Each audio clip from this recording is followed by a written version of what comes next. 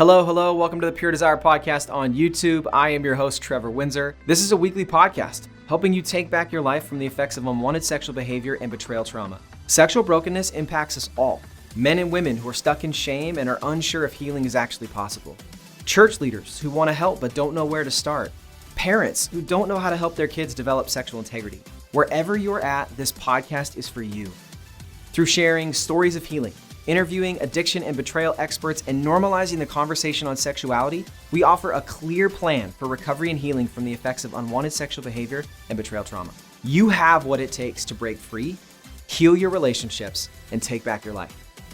Make sure to like, share, and subscribe to the channel. It helps us so much and really just pushes our message forward. All right, with that, let's get to this week's episode.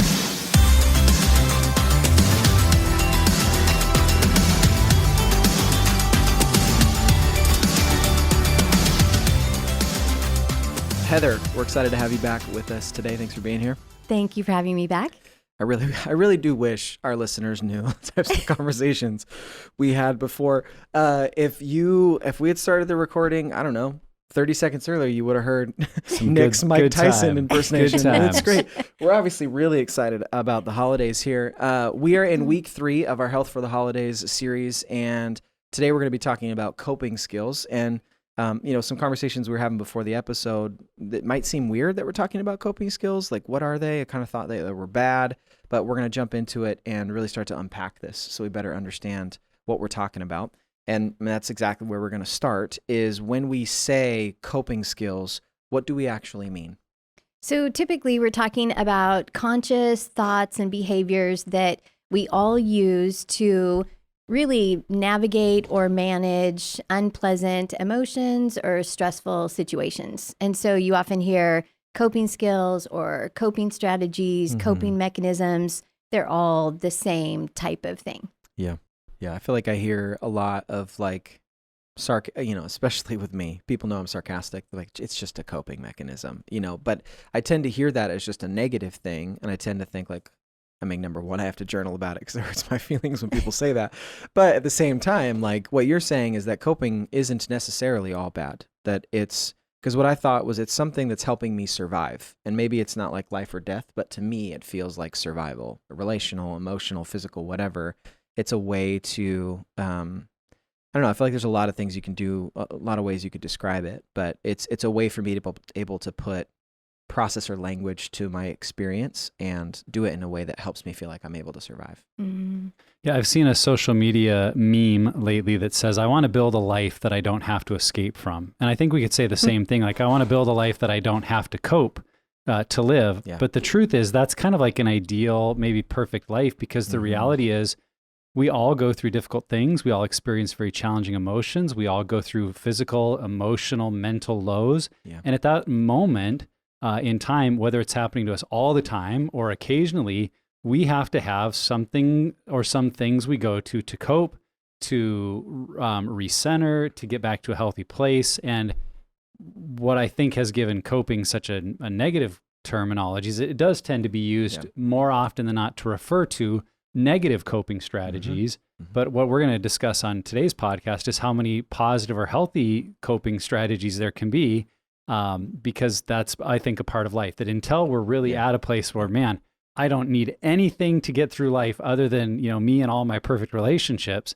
I mean, if you're there, you're probably not listening to this podcast because you don't need us. And you don't need the honest conversations we're having. But for the rest of us that are going through a life that is not perfect, and at times we've got to have strategies how we deal with it. That's what really this podcast is about. Mm-hmm. Absolutely. Yeah. So let's get into that as it relates to holidays, Heather, because I feel like we've done a few holiday episodes on self-care.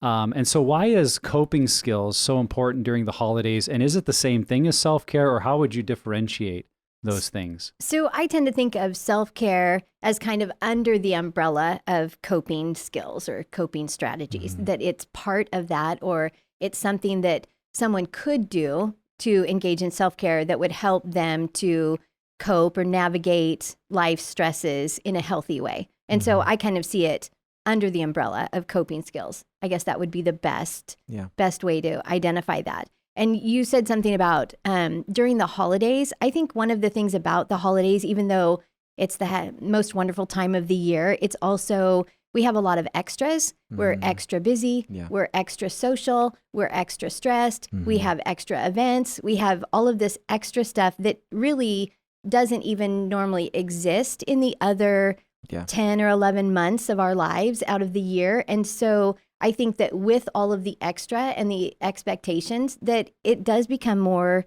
stressful and anxious. And so I really think that having good coping skills during the holidays is going to be a great way to help navigate that. Yeah.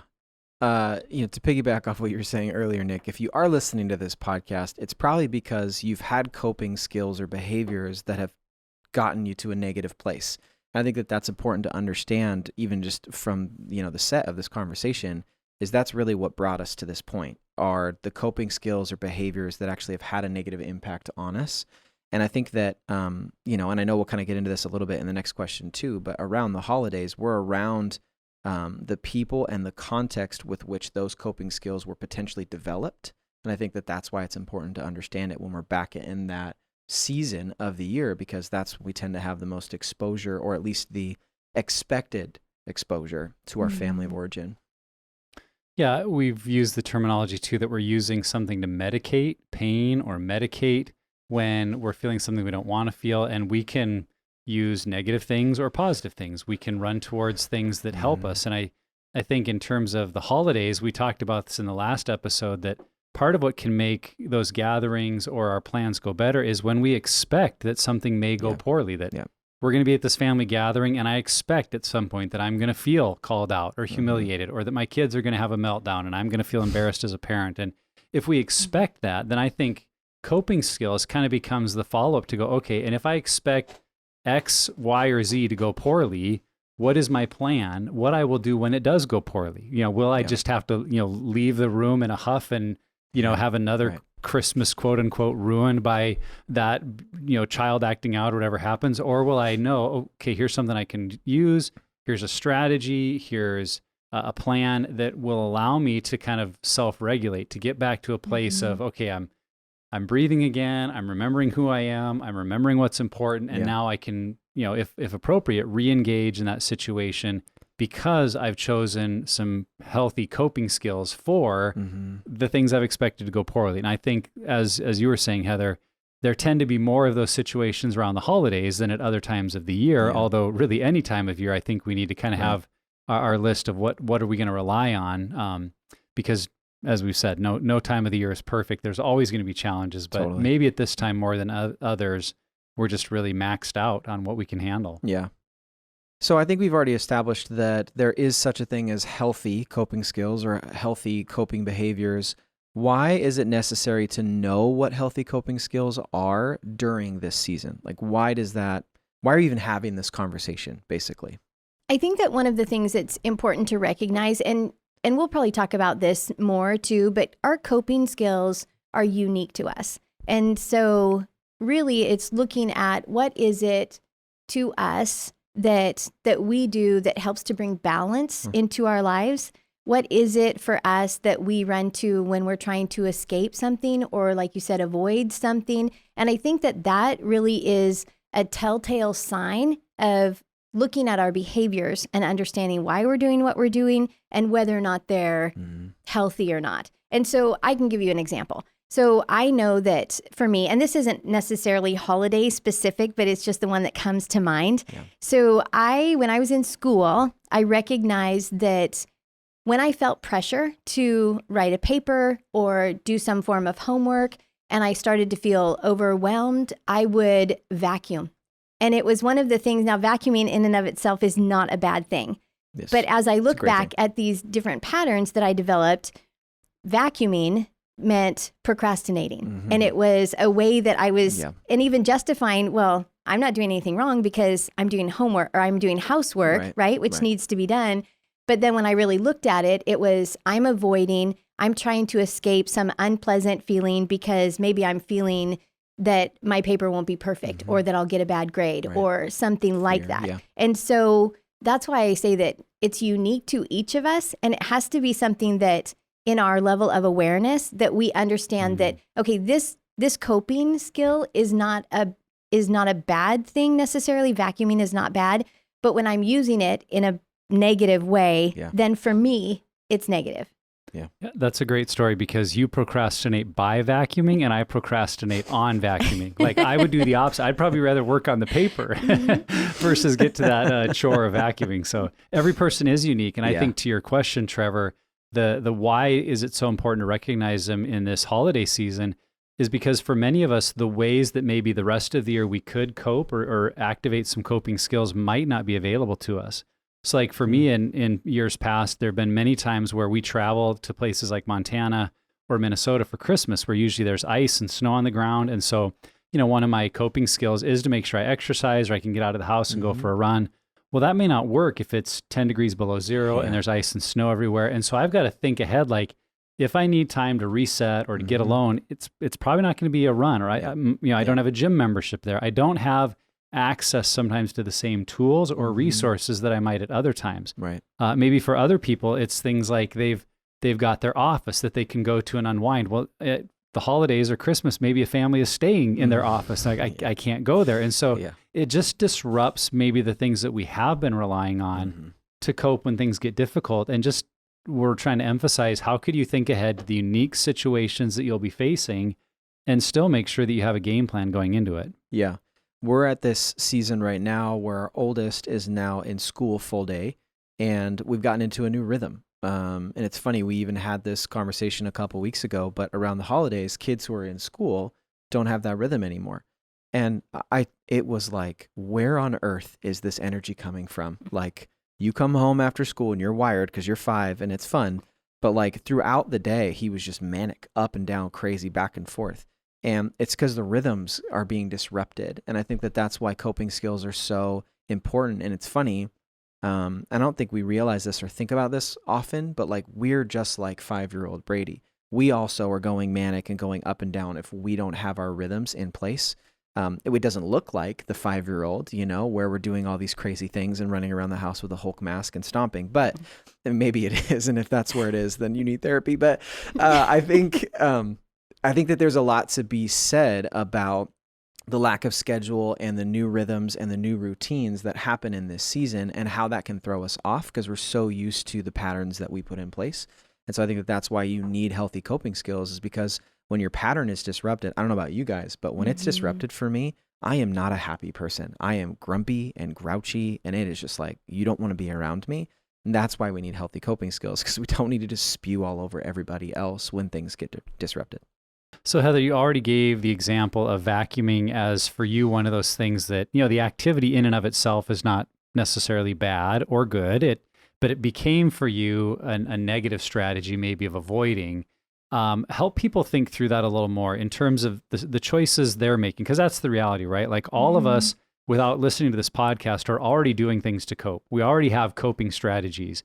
But how could people analyze in their life whether it's something that's a healthy one or an unhealthy one, or maybe at a minimum leading towards unhealth? So I mean, again, this is something that's unique to all of us. I think that sometimes it has to do with why you're doing what you're doing. And if you are, especially when it comes to relationship, if you're doing something that is pulling you out of relationship with other people or creating isolation in your life, then that's typically not going to be something that is healthy. Yeah. Whereas things that push you toward community or, cause you to be around other people, or even when it comes to stuff like self-care, doing stuff that involves other people, I think some of those kind of things are really a good indicator of health or what's healthy and what's not healthy. I think too, and I said this in a previous episode, just how I feel about myself after doing that behavior is going to be a good indicator to me. It's funny, growing up, my mom used to always say, if you have to ask the question, you probably already know the answer. And I think there's a lot of truth to that. But if I'm doing a certain behavior, and there's times where I do a behavior and I don't feel bad, and there are times I do the same behavior and do feel bad, that's probably an indicator there's something going on specific to that moment. But also I think looking at how people respond when you do that behavior is also a good indicator. I've told this story before. I think it was actually during the holidays a few years ago. I was like hot and heavy into the Harry Potter books, and I just was like devouring them. And I found myself going home and then immediately going back to the room, not like saying hi to the family, but going back and just kind of diving in. And my wife came back, was like, what are you doing? It's like, I'm reading. She's like, oh, and then walks out. When your spouse says something like that with that tone, one word, danger, danger, right? Like, but what I found is that if I was able to go and say to her, like, hey, I would like some time to read today, her response was much different. And so I think that one was trying to avoid and maybe trying to not experience some of the negative parts of life, maybe a conversation or an argument. And one was trying to be proactive to seek that connection first and then go about that coping skill. So I think a lot can be said about how people respond when you do that coping skill. Mm-hmm. Yeah, I had two things that came to mind kind of along those lines. That number one is self-awareness. That if I have the self-awareness that I am choosing to do this activity now or take this step or engage in this habit because it's a healthy way that I cope and I'm aware of it, sometimes the same activity could be either one. And I think of like for myself, I could find myself at a holiday gathering just on the couch watching football alone. And I've not even thought about why I'm there or what I'm avoiding or how long I'm going to be there. It's just, I'm just kind of numbing out to the world because it's a way to cope with all the stuff going on around me. Chaos. The busyness, the noise, the emotions, the relationships. And it's just like, I'm done. But if I'm not aware of it, I can be doing it actually in an unhealthy way and for probably far too long. Versus if I have self-awareness that says, you know, if I take a break from everything for 30, 40 minutes, just kind of get some mental, let my brain just go kind of on neutral, then I can re-engage and I have a plan. And even more so if I've communicated with my wife, like, hey, I'm going to just go watch 40 minutes of a game. I'll probably end up falling asleep for a little bit, but you know, make sure I'm back in here by 1 o'clock or whatever so that we can do that family thing. That self-awareness over the same activity is totally different. And I think can make the difference between healthy or unhealthy. And the second thing that came to mind is what I would call after effects, is what happens after you've engaged that coping skill. And so obviously the classic bad example is like the person who gets drunk, you know, and then passes out asleep and wakes up in the morning with a headache and all their problems are just as bad as they were. It's just the next morning. Worse, actually. And now, now people are mad at them for getting drunk and passing out. That's right. Now, I think most of us listening to this podcast, that's probably not our vice, but we can think of similar things where like, yeah, I've done that. And when the next day rolls around, nothing's gotten better.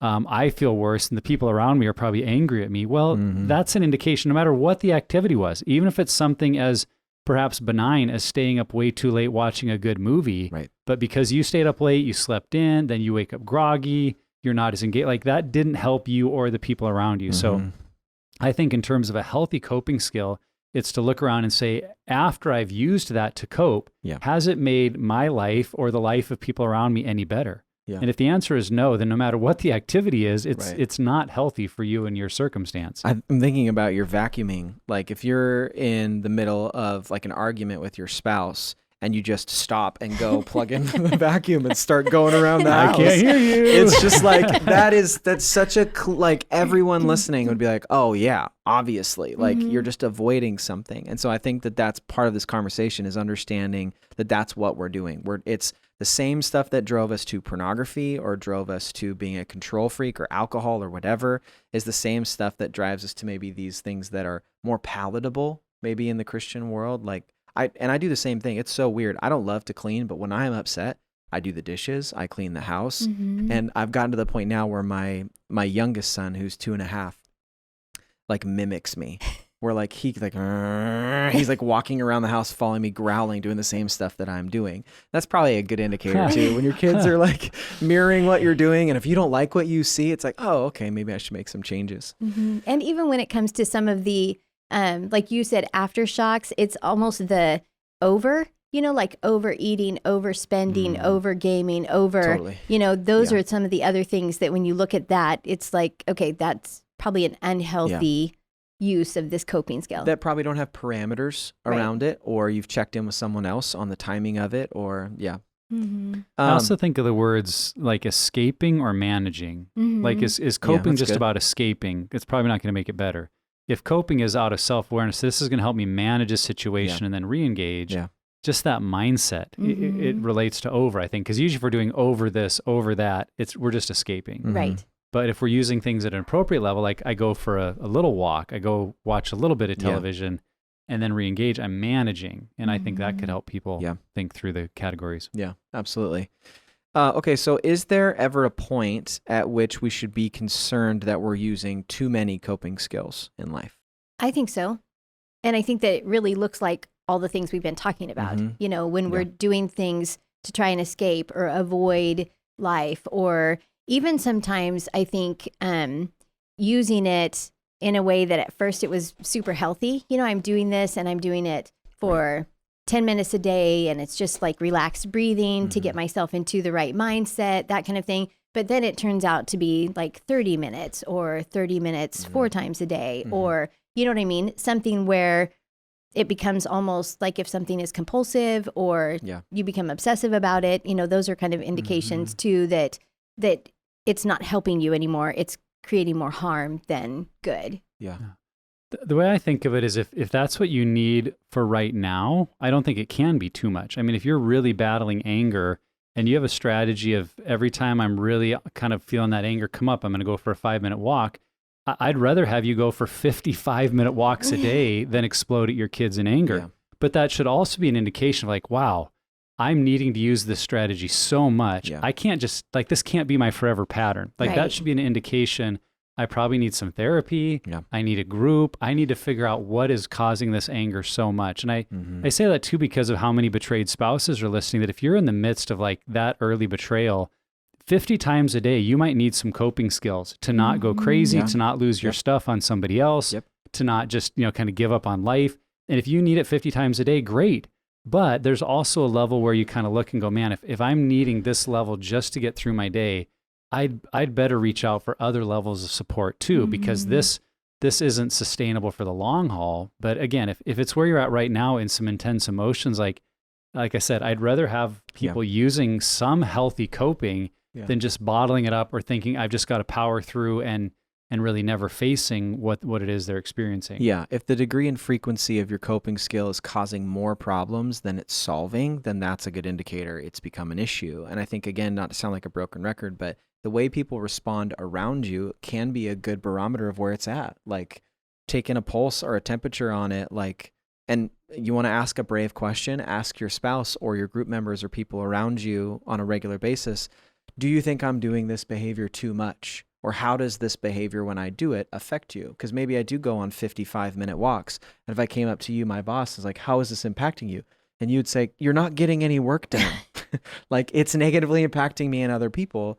That would be like, okay. Like I need to make some changes then. So yeah, I just think, is it causing more problems? And we have to be aware of that. Because the reason we're going to it is to try to help manage problems. But if our management of a problem creates more problems, that's a problem.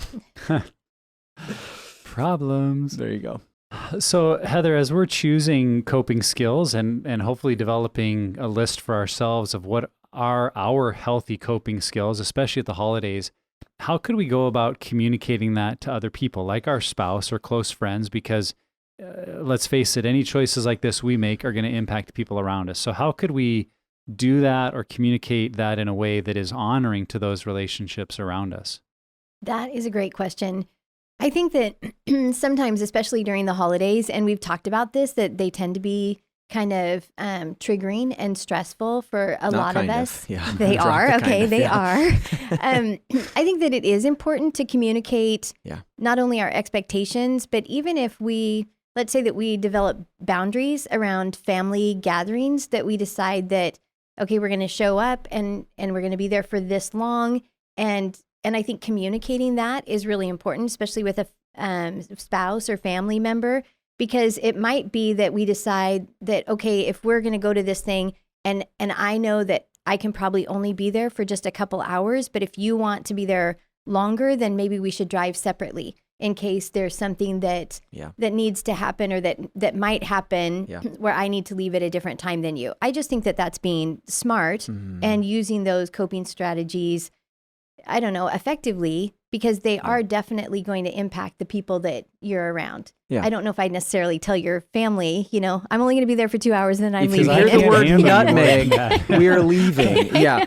I really think and there's a lot to be said about just including someone else in the process of you want to ask another brave question, like ask your spouse or a family member, what are coping behaviors you think that would help me? and inviting that, that feedback into that, I think that could be helpful. Now you might get some weird responses like Nick might say to me, Trev, you should go on a run. And I'd be like, not a single day in my life. No, thank you. Right. But I think that we need to be open to that. And then for me, my tendency is to tell, not ask. Like, hey, I'm going to go do this versus, hey, is it okay? Or when do you think we might have time for me to go do this? And, that's some of my wounds coming out even in that. But I think that, again, it's really pressing into relationship and making sure that we're not pulling away from that, because I think that's what coping behaviors and skills should really be doing, is pushing us into deeper relationship. And that doesn't mean that that's not something that takes us away from other people for a period of time. One of them for me is going to see a movie by myself. I just, for whatever reason, absolutely love it. But when I come home, I'm in a better headspace, and that pushes me deeper into relationship with my spouse, with my kids. And so I think that we have to evaluate it through that filter. Mm-hmm. Yeah, I love that idea of asking a question of our spouses or our close friends. But I'll suggest a question that I think is even braver, because it's taking it a step further back, to go to your spouse or family member or someone that knows you well and say, when you think about me and the holidays or our Christmas trip or Christmas vacation, what concerns do you have? Because they know you well enough. They know your patterns. They know maybe things that have happened that cause them fear or concern, or, they observed a family blow up and they're like, and I think they'll be honest with you to say, well, I am concerned there might be a relapse because of X, Y, or Z, or I'm concerned that you're going to get into that same old fight with Uncle, Harry, or Uncle Harry. Maybe and I think this is a question even the betrayed spouse could ask, because maybe your spouse might say to you, I'm concerned you're going to burn yourself out. I think you're going to try to do too much. I've watched you kind of go through these highs and lows that when things don't meet your expectations, so I'm worried about those lows. And I think if we're really asking for input, people maybe see things even better than we do. And then with their input, we can ask the question you did, Trevor, to say, okay, what strategies could we put in place to prevent that from happening again? And so if it is, getting burnt out, to say, okay, what are skills that I could use when I'm starting to feel that, rather than just trying to push through like past years? Or what could I do when I feel the room temperature with that family argument starting to go up? Like, okay, here's my coping skill. And I think involving family members or spouses, not only in the strategy, but also naming the concerns, not only is helpful to you, but in that relationship, I think it shows a level of humility that can mean a lot in that relationship. Like, wow, they're really open to what I've seen, and they may see something you don't agree with, which actually is the beauty of asking the question, that That's right. we can lack self-awareness, and we have to be willing to say that I lack the awareness to see everything I need to see. You might be seeing something I don't see. And if you say something I don't agree with, rather than disagreeing, I need to accept and go, oh, they've just named something I don't see, which is the whole point of asking the question. So if they do say something you don't agree with, like, before you get defensive, take a deep breath and realize that's a gift they've just given you by being willing to name something that they know you might not agree with. And then just look at, okay, how can I help you in this area? And who doesn't love gifts at the holidays? the gift of here's something you're bad at. Right? Yep. That's how what you suck at. Here you go. Yeah. Okay. So for those of us in recovery and healing, we can pretty easily identify unhealthy coping behaviors: masturbation, pornography, snooping on our phones, our spouse's phone. What are some healthy coping skills? And this is actually my favorite question of the episode, that maybe we personally are this holiday season trying to implement or have found success in. What healthy coping skills? So for me personally, I have in the moment. Criminal Minds. Oh, sorry. No, exactly. Did I jump the gun? I know. Seriously. I didn't know we were getting so personal. I know. I have some in the moment coping skills, and I have some coping skills that are just like daily habits. Yeah. So my daily habits are, spending time reading my Bible, getting good sleep, eating well, journaling, those kind of things that are things that I do. Probably not every day. I mean, the sleep part I do, but probably not every day, but most days of the week, I do those things. Yep. The other things that are more like in the moment things are pray. Like if something happens that immediately causes me stress, so either at a family thing, sometimes even in a busy holiday season, meetings, that kind of thing, I will pray. I'll just like not say anything and just count to 5, maybe to 10, depending on what I've seen her use that coping skill many a time. Yes. Or I will, especially if it's in a meeting or around other people and somebody else is talking and I feel this level of anxiety, then I will just start to make myself a list of different thoughts and feelings that I'm having. Usually it's more feelings related, but just things so that I'm keeping that level of awareness there. And so that then even after I can look at it or just take a few minutes and breathe and think through why I was feeling those things in that moment. But I just think that those are some of the things that are helpful, you know, for people to not only have the ones that we do all the time, but the in the moment ones are really helpful too. Yeah. So note to self, if Heather starts writing during a meeting, not necessarily a good thing. If you say something to her. Oh, she thought what I said was profound. Wow, no, she's writing that down? Controlling her emotions. Oops. No, you know, the thing that came to mind for me at the holidays, Christmas, you know, I think we really are challenged by, you know, commercials, movies, whatever, of all the things we don't have or wish we had, or well, remember that one year we got to go home for Christmas and this year we can't, or that one year we got snow and this year we don't, or I really wanted to buy you that gift, but we can't afford it. You know, we're reminded of like what could be, and there can be this sense of like, oh, we didn't get to or we don't have. And that's where I think just writing out gratitudes as whether it's first thing in the day or at the end of the day, of focusing on what we do have, what did happen. I mean, that's something I found remarkable, even maybe in a family gathering that's like, well, that was kind of a train wreck. If I actually stop and think through what are things I'm grateful for, it's like, oh, you know, so-and-so complimented this about my family. And I don't think I'd ever heard them say that. That was really cool. Or there was this little connection I had, you know, in a total side conversation with one of my kids that ended up being really meaningful. And just those moments that you can remember and cherish in the midst of maybe things that you think didn't go so well. So I think the way that gratitude grounds us in what is, and what we do have, what we can be thankful for is really, really key in this season. And then the other thing that came to mind is looking at where do you give yourself permission that maybe things you're tempted to use as coping skills in other seasons of life, you allow yourself to do more of. I mean, so for me, one of those examples is like January 1st, college football bowl games. I won't normally, I just have too much to do to sit for 4 or 5 hours and watch college football. But on that day, unless we have, you know, family plans, which some years we have, but a lot of times there's no plans. And I'm like, my plan is going to be to eat the leftover New Year's Eve snacks and watch college football. Am I coping? Am I just taking a day to do easy thing? I don't always know, but it's like, it's a day that I've given myself permission to engage in things that are fun and enjoyable. And whether or not on that day, like I need to cope with strong emotions or not, kind of becomes irrelevant by the time we get there. But what I also notice is if I know I have days like that coming in the holiday season, I can put up with a lot of other stuff along the way. Cause it's like, I've got my pockets coming where I'm going to be able to kind of let go of all this and do something I really enjoy. And that could be with family too. I wouldn't say it's just college football games, but so if you're in a meeting with Nick and he's like January 1st, January 1st, then you know that he's triggered. I'm looking up the college bowl game schedule.